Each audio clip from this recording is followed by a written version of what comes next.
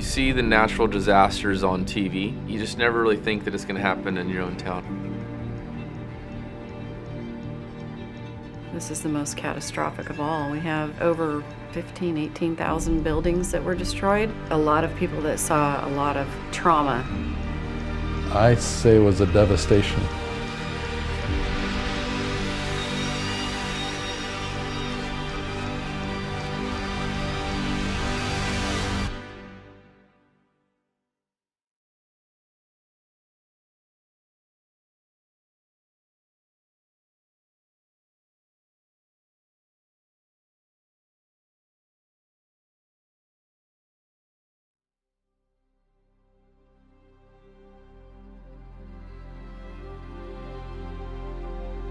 California Vocations, we're agency, we're trainers of individuals, adults with developmental disabilities, and we do everything we can so they feel like a genuine part of the community.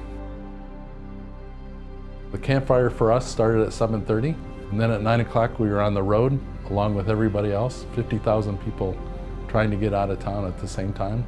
When the heat starts rising, because the flames are right next to you, it clicks that it's, life or death. You might not survive.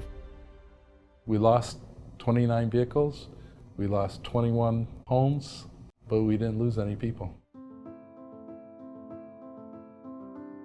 My family and I live in Larkfield, which is the northern part of Santa Rosa. We were woken up actually by an evacuation call on our cell phones. Pitch black, power was out. Lots of explosions going on at the time. It quickly became very evident that there was a significant fire, and we had to evacuate the premises immediately. And I remember when we got to Tahoe, I thought we were finally safe. And it was 6 o'clock in the morning, I don't know, maybe Friday or Saturday, a week into it. And I'm doing dishes in the kitchen, and I look up and I see smoke. And granted, after I collected myself, I realized it was chimney smoke. We probably really didn't feel safe for almost a month, because every time you saw smoke or heard a siren, you were looking over your shoulder.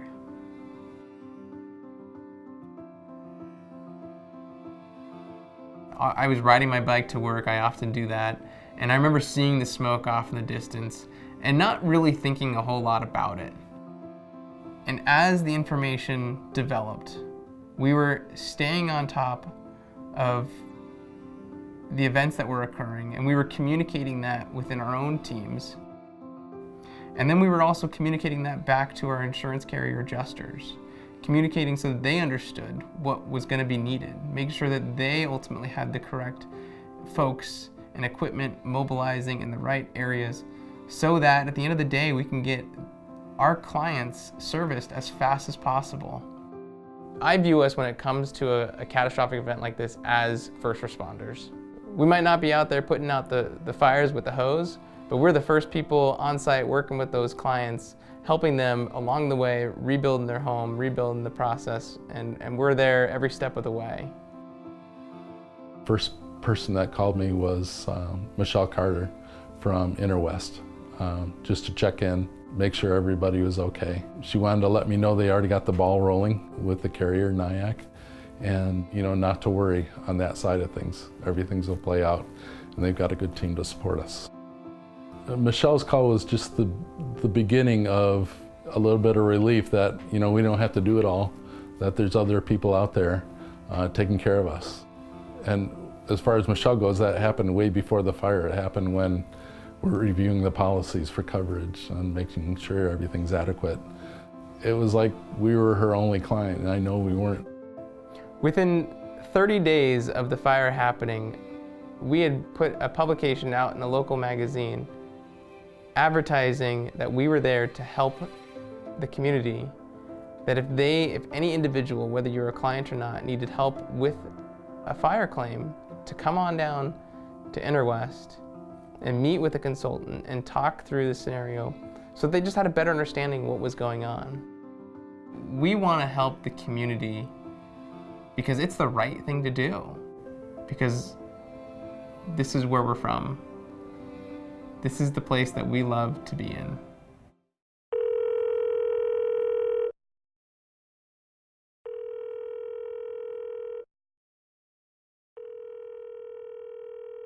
Thank you for calling Interwest Insurance Services. The GAP Group is currently unavailable as we are proudly supporting the community of Reading. We will respond to your call upon our return in the morning.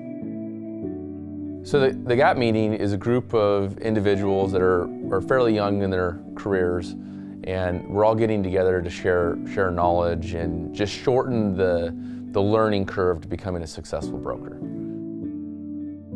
You know, Sean called and said, hey, let's cancel the meeting. Let's cancel the meeting and let's get a group of us and help up with cleanup efforts or whatever. Just find something for us to do. I mean, we were right in the middle of the fire and cleanup, and we ended up finding that there was sifting going on. Going to a homeowner's property where their house burned down, and you're helping them go through the rubble to figure out, you know, if there's anything that can be salvaged or saved. Yeah, this man in a wheelchair, our first house of the day that we were going to go sift through, obviously had lost everything, had his family there, hadn't lived in the house very long. When he saw our group come out and kind of rally behind him and work with him, and you could just tell that he was overwhelmed. He was shocked that this number of people would actually, you know, take time out of their day to come help him, you know, locate one or two things that were important to him. So we're taking shovels of ash and putting it in the shifting trays, and I mean, there's nothing there. And you question, like, why are we doing this? We're going through this home and all the ashes, and there's nothing. There's nothing there. Towards the end, that's when my thoughts changed a little bit, and I think it was more about giving peace to the homeowner. That there's nothing that they could do to go through all the remains of their home to find their valuables, whether it's money or something that has sentimental value. One of the best things I think our GAP group learned throughout this process was there are events in our communities that happen that are just bigger than what we do. And there's a time to just simply put the insurance on the shelf for a day and get out in the communities and just do whatever we can to help those people that we serve.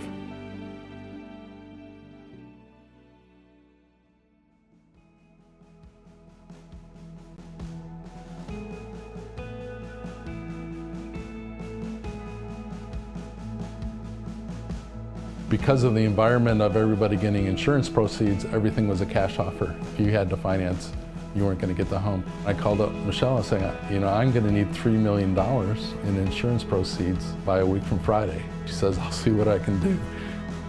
Sure enough, that Friday morning the FedEx came and there was $2.9 million there that I was able to have a proof of funds to show that we were going to buy the homes.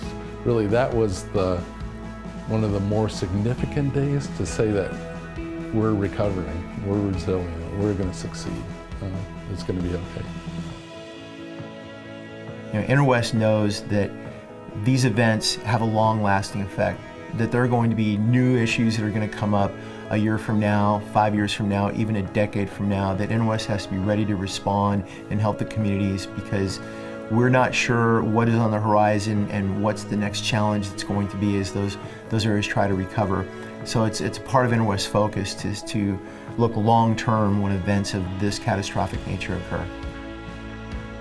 I was incredibly proud of the way the organization responded to help those within the organization that were being affected by these directly, but also dealing with our clientele in a very emotional, very stressful environment where a lot of answers couldn't be given to questions that were being asked. So it became just Interwest as a whole. It wasn't just the Chico office or the Reading office or our Petaluma office, all of which had people that were evacuated through those events. So I think it speaks to the understanding of you do what is needed to help not just our clientele, but especially to help fellow employees throughout the organization.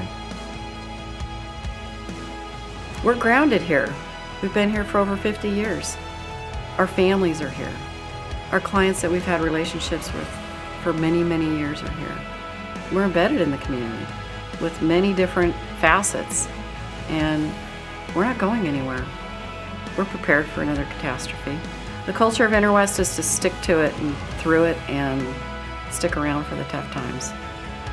If we didn't have Interwest to work on our behalf to get that money when they did, we would not be where we are today.